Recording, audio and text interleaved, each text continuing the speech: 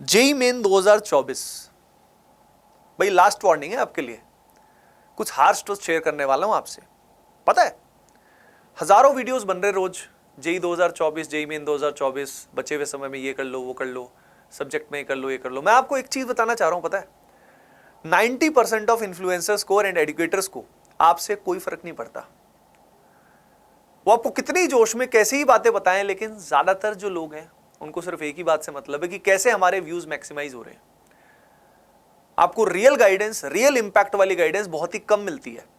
मैं मिला हूं ऐसे बहुत सारे लोगों से जो काफी पॉपुलर भी रह चुके हैं, और मुझे लगता था यार ये बच्चों के बारे में कितना अच्छा अच्छा बोलते हैं, बड़ा अच्छा काम कर रहे हैं। लेकिन जब मैंने डीप में बात की तो भाई सिर्फ एक ही बात थी, मैं आपको आज हार्श ट्रूथ बता रहा हूं।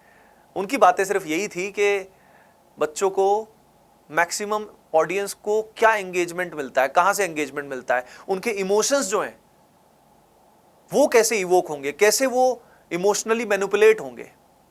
उनका पर्पस यही था। There was a educator, very highly renowned educator, जो बच्चों के सामने अपना आईफोन इसलिए नहीं दिखा सकता था क्योंकि बच्चों को लगेगा भाई ये तो अमीर आदमी है और हमने तो सोचा इसकी स्टोरी तो गरीब आदमी की है। तो किस लेवल पे आपको इन्फ्लुएंस किया जा रहा है आप सोच भी नहीं सकते। पॉइंट कहने का क्या है, कहने का तात्पर्य भाई ठीक है, मेरे हिसाब से इसको जो करना है करे, लेकिन मेरे बच्चों का नुकसान नहीं होना चाहिए, आपका नुकसान नहीं होना चाहिए, है ना। मैं जानता हूं आप में से बहुत सारे बच्चे इस समय ऐसे हैं जिनका पढ़ाई में अभी मन नहीं लग रहा होगा, करना चाह रहे हैं बहुत कुछ लेकिन हो नहीं पा रहा है, हो नहीं पा रहा है, और समझ भी नहीं आ रहा है कि यार पता है कि ये करना है, सबको पता है पीवाईक्यूज करने हैं, सबको पता है मॉक टेस्ट देके एनालाइज करना है, प्रोडक्टिविटी नहीं आ पा रही। डर लग रहा है यार फिर से गलती ना हो जाए, फिर से खराब ना पेपर हो जाए, मेरा शिफ्ट खराब ना आ जाए, इस तरह के इतना माइंड अशांत चल रहा है, और एनर्जी हम लूज भी बहुत गलत गलत जगह कर रहे हैं। तो कैसे इसको सॉर्ट करें? तो उसका एक ही तरीका है, मन को शांत करके इंटेंस फोकस करना, मन को शांत करके इंटेंस फोकस करना। तो जो मैं आज आपको बता रहा हूं ना बेटा, ये अगर तुमने कर लिया तो बस बात खत्म। यू विल बी अनस्टॉपेबल, मचा दोगे तुम, है ना, बहुत अच्छा करने वाले। तो पहले मैं बता देता हूं कि फोकस कैसे करें, क्योंकि तभी तो पढ़ाई में मन लगेगा, नहीं तो मन लगेगा ही नहीं। जिसके लिए ब्रह्मचर्य बहुत ज्यादा जरूरी है। भाई 100 यूनिट्स हमारे पास एनर्जी है, अगर हमने 40-50 यूनिट सारा दिन यही सोचने में व्यतीत कर दी, सेक्सुअल थॉट्स में और बाकी सब चीजों में, तो भाई हमारा फोकस कहां लगेगा? हर 2-3-4 घंटे में हम कुछ गड़बड़ सोच रहे हैं, ठीक है।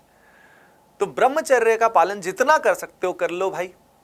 गलत तस्वीरें, गलत चीजें मत देखो इस समय, that won't help you anyhow, even after this as well. ये नहीं कि सिर्फ एग्जाम, उसके बाद भी कॉलेज लाइफ भी सारी खराब ही हो जाएगी, एनर्जी तो होगी नहीं आपके अंदर, निचड़े हुए टाइप से घूमते रहोगे सब जगह, नींद ज्यादा आएगी, फिर बोलोगे सर पढ़ाई में मन नहीं लगता।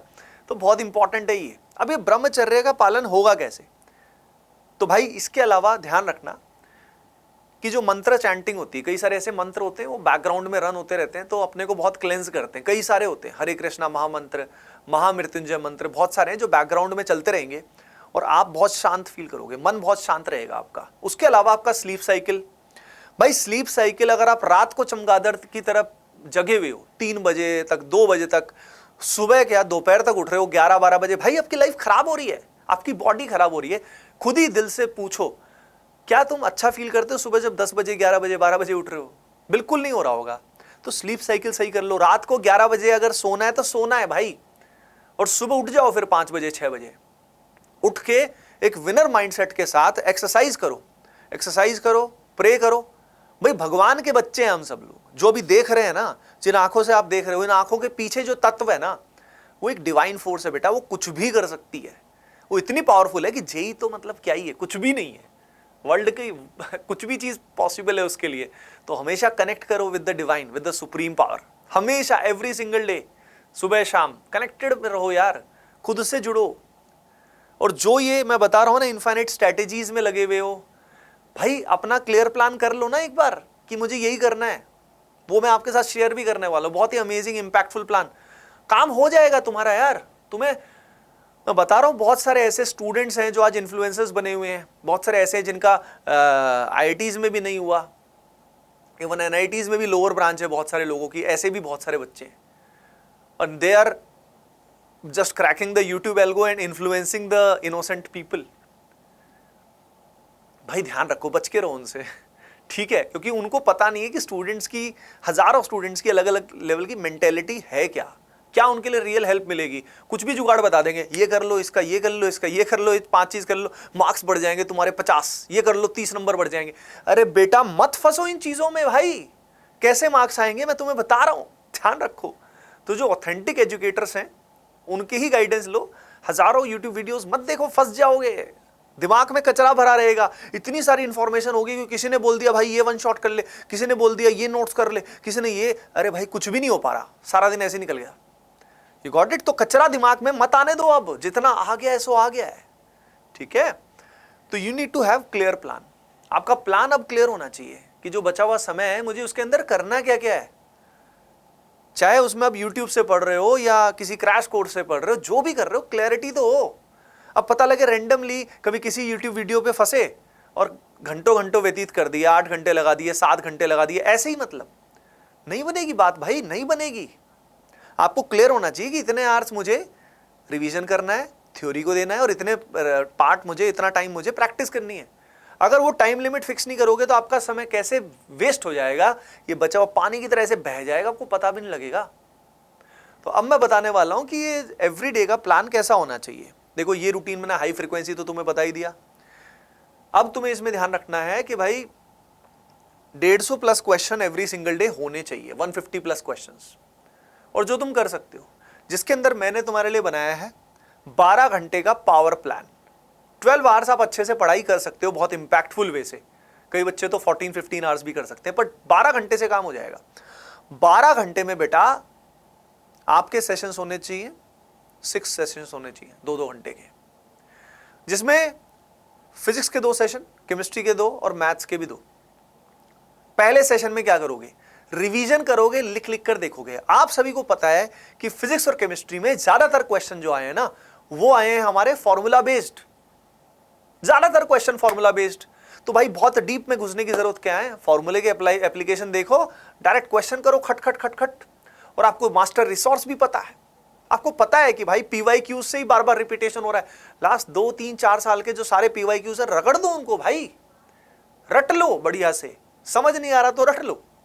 तो 2 घंटे में रिवीजन और थ्योरी वाला पार्ट लिख लिख कर देखो, फॉर्मूला का लिख लिख कर देखो। जितना लिख लिख कर देखोगे, याद रखना एग्जाम में पेन कम चलाना पड़ेगा तुम्हें, जितना लिख लिख कर देखोगे।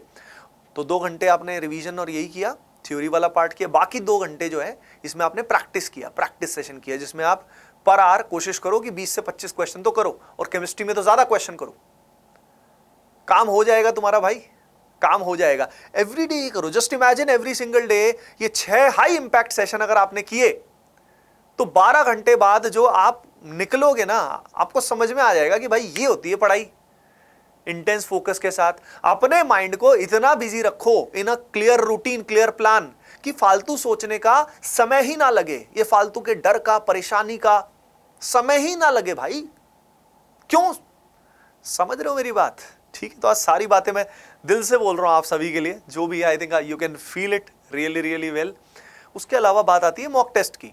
सभी को पता है मॉक टेस्ट देने, लेकिन भाई इतने मॉक टेस्ट दो जितने आप एनालाइज कर सको, जिसके लिए मॉक टेस्ट अभी आपको मिनिमम 4 देने हैं, यानी हर वीक 1 तो देना ही है, और मैक्सिमम आपको 10 के आसपास देने हैं मैक्सिमम।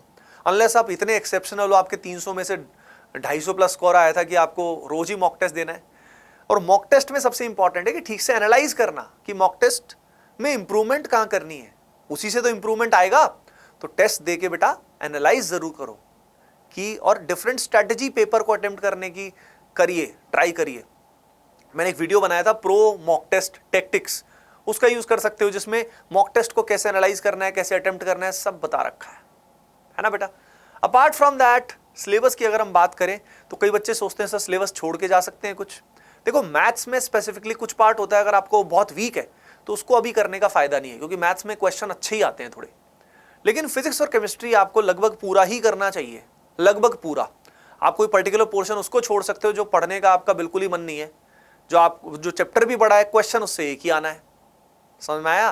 जैसे कि मान लो बायोमोलिक्यूल्स वाला चैप्टर है, उसमें काफी कुछ याद करने का है, सवाल आएगा लेकिन उसमें से एक और कभी कभी ऐसा होता है कि एक क्वेश्चन भी ना आए, वैसे एक तो आता ही है लेकिन उसमें मेहनत बहुत लगती है। तो ऐसा चैप्टर जो पर्टिकुलर आपको लगता है कि यार अब मैं नहीं कर पाऊंगा, मुझे बिल्कुल ही नहीं आता है, फॉर्मूला वगैरह वाला फंडा नहीं है, उसमें समझना ही पड़ेगा, तो ऐसे चैप्टर को आप पर्टिकुलर चैप्टर को छोड़ सकते हो, जिससे आपके दिमाग में शांति रहेगी।